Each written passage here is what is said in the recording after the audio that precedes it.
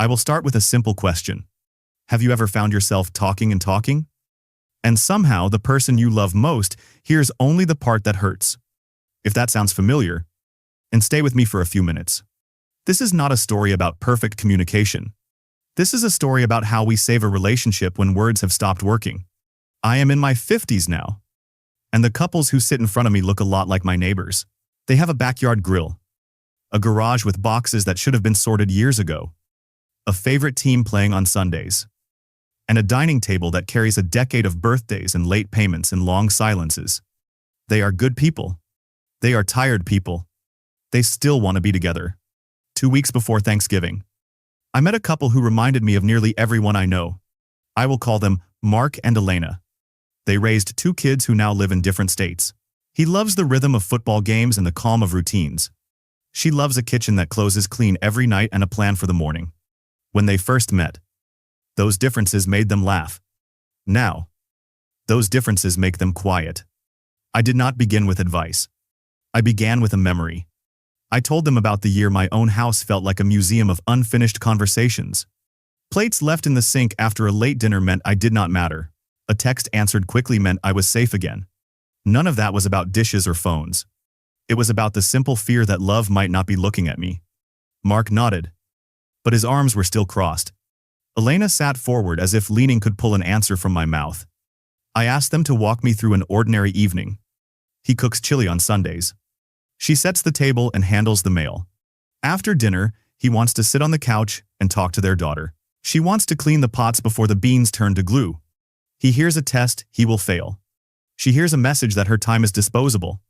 I told them what I have learned the hard way. Difference is not the problem. The problem is the story we write about the difference. When the pan soaks in the sink, you may hear laziness. When the pan is scrubbed before the last spoonful is swallowed, you may hear control. Both stories are an attempt to protect a very young part of us that does not want to be wrong or left behind. Here is what I asked them to try that night. Not a truce. Not a compromise. A pause. Stand in the kitchen together after dinner for the length of a song. One of you turns off the faucet. One of you turns off the TV. Nobody cleans. Nobody talks about fairness. Just stand there and let the quiet tell you what you are afraid to say. If you are listening to me right now and you feel a small resistance in your chest, that is normal. We are taught to fix with speed.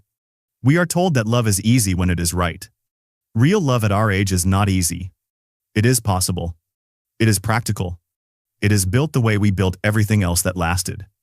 Slowly and with our hands. So here is my invitation. Stay with me through Thanksgiving at Mark and Elena's house. You will hear the sentence that almost ended them. You will hear the sentence that brought them back to the same side of the table. And if you let it, you may hear your own voice getting softer, kinder, and stronger. On Tuesday night, I called Mark to ask about the mail. He laughed and said the bills pile up near the salt shaker.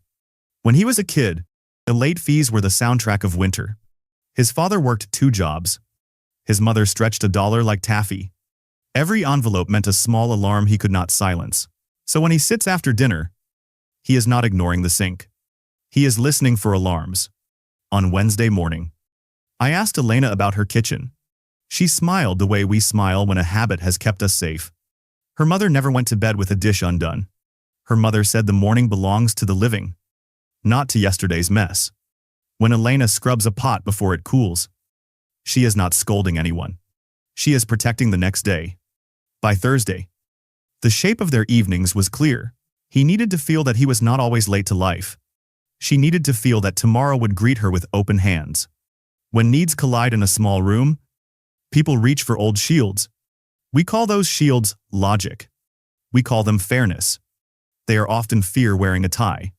I told them a story from my own house. The year my son left for college, the quiet was so loud that I started polishing the kitchen table every night. I told myself it was about cleanliness.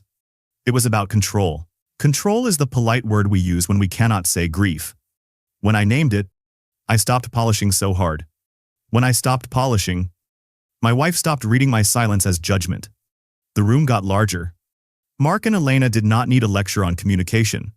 They needed a way to stand next to the same problem without standing against each other. I suggested a simple exchange.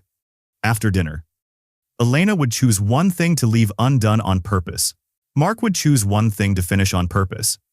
They would do it without commentary. The point was not the task. The point was to feel the other person's world from the inside. They tried it on Friday. He rinsed the heavy pot and set it to dry. She left the spoons to soak. They both hated it. They both survived. Survival is a strangely good teacher. It tells the body that nothing terrible happened when we let go of a small rule. On Saturday afternoon, I met them at a coffee shop near the grocery store where they had shopped for 20 years. I asked for 10 minutes of truth. No defenses. No footnotes. He said he fears being measured and found average. She said she fears disappearing into chores so thoroughly that no one would notice if she stopped breathing. We sat with those sentences until the foam on our cups went flat. I told them the sentence I tell myself. When we are most defensive, we are often closest to the wound that matters. If you are hearing your own house in their story, notice what your body is doing right now. Maybe your shoulders are up by your ears. Maybe your jaw is tight. Drop your shoulders. Unclench your jaw. We are not solving dishes. We are honoring two nervous systems that learn to survive in different homes. I sent Mark and Elena home with a small assignment. On Sunday, after chili and before the game, they would invite their daughter to a short video call from the couch. Elena would sit with them even if the sink called her name. Mark would pause the game for 15 minutes even if the score was close. They would do it because there is a person watching them learn how to be together in the second half of life. That person will learn what love looks like from what they do when they are tired. Thanksgiving arrived with its usual parade of casseroles and opinions. Mark's sister brought pecan pie and a memory of the year Elena forgot to thaw the rolls. Elena's cousin admired the new backsplash and asked who finally convinced Mark to replace it. Little jokes have long tails. By the time the turkey rested, the air was heavy, with old stories told as facts. After dinner, Elena stood, then sat, then stood again. Her hands could not decide. Mark noticed and said he would help in a minute.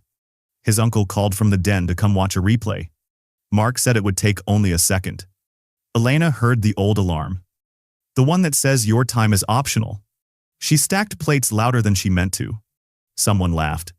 The laugh was not cruel, but it landed hard. I was there because my wife and I have spent the last 5 Thanksgivings at their house. When you love people, you learn to see the storm before the first drop. I followed Elena into the kitchen.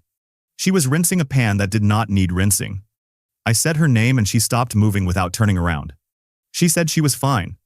People are rarely fine when they say they are fine without looking up. Mark came in with 2 glasses of water. He set them down as if approaching a small animal. He said he was sorry. He said he had promised to help, and he got pulled away. Elena did not answer. Silence can feel like safety until it feels like drowning. Then it happened. Mark said, in a voice that did not match his eyes, that maybe they were not a good fit anymore. He said he was tired of being a disappointment. He said he did not want to be measured and graded for the rest of his life. The room got smaller. The dishwasher hummed like a warning. I put my hand on the counter and asked for 3 minutes. Not a lecture.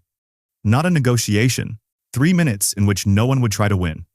We all breathed like people do when the car finally stops on the shoulder of the highway. I asked Mark to tell Elena what the game gives him that the sink does not. He said the game is the one place where time moves in a way he understands. There is a clock. There are downs. There is a chance to begin again every few plays. He said the sink feels like a clock that never stops. I asked Elena to tell Mark what a clean kitchen gives her that the couch does not. She said it gives her a morning she can trust. It gives her a quiet that does not accuse. It gives her a place to put her hands when the house is full of other people's stories about who she is. Mark looked at her then with the face he had on their wedding day in a photo. I keep on my phone. He said he did not know she heard accusation in the quiet. She said she did not know he heard mercy in the rules of a game. Sometimes the thing that saves us is not a solution. It is a new way to see the same old room. In those 3 minutes, no one changed their nature. He did not become a man who loves suds. She did not become a woman who leaves pans to soak. What changed was the story between them. They decided to leave the kitchen as it was until the guests left. They decided to sit together for 10 minutes. Then move together for 10 minutes. Not because it was fair, but because it kept them on the same side of the field. If you are waiting for a grand gesture, you will miss the moment your life actually turns. It often turns on a sentence said in a quiet voice in a crowded house. I am still here. I will do this with you. We can design a rhythm that makes sense to us at this age, in this house, with this history. On Friday, the house was theirs again. Leftovers in clear containers. Chairs pushed back in place. The smell of sage fading. We met at their dining table with mugs of tea. I asked them to describe one week that would feel like a good fit for both of them. Not perfect. Just livable and kind. Mark wanted 20 minutes after dinner that belonged to the couch and conversation, and one highlight from the day. Elena wanted the sink cleared before anyone left the kitchen, so that morning coffee did not begin with last night's work. They both wanted a Sunday that did not end with blame. We talked about rituals. Rituals are decisions we no longer have to make. When you are tired, a ritual is a soft path under your feet. They chose a Friday reset after work. Music on low. Counters cleared. 2 towels laid out like a start line. They would move together for 20 minutes. Then sit together for 20 minutes. On Sundays, they would invite a call with whichever child was free. Even if the game was in the 4th quarter. Even if the pot needed scrubbing. People we love are not interruptions. They are the point. I asked them to tell me the smallest sign that would let them know the new rhythm was working.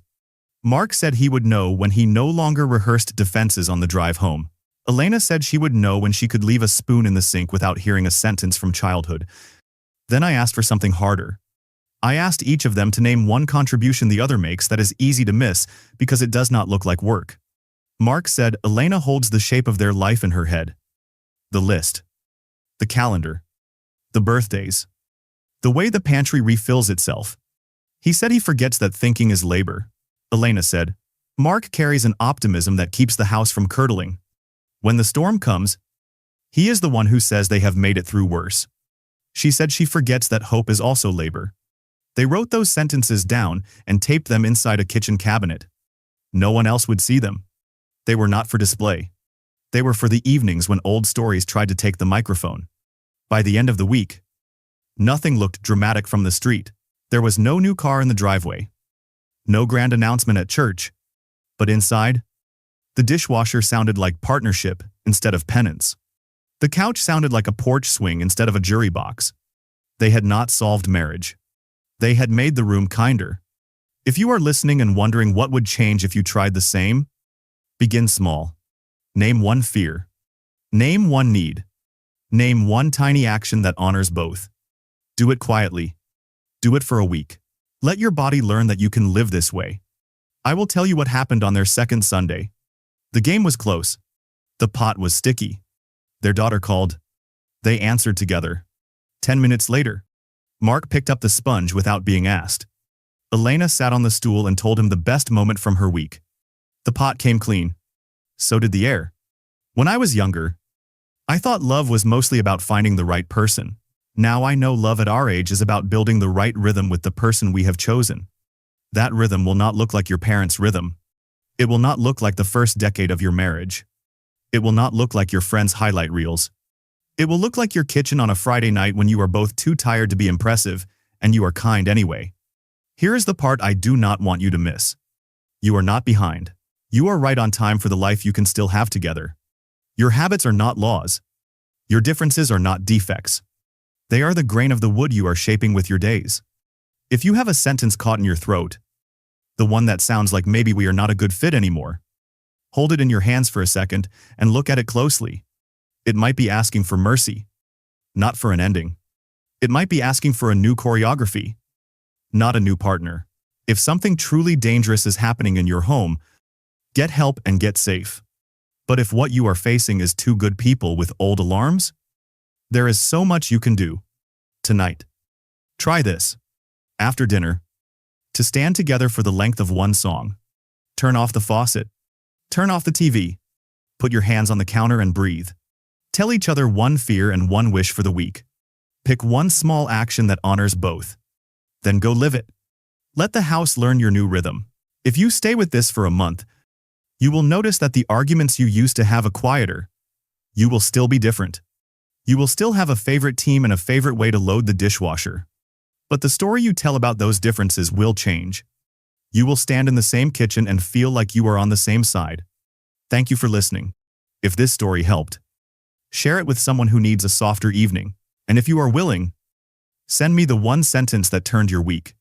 Sometimes the smallest sentence saves a life you thought was over.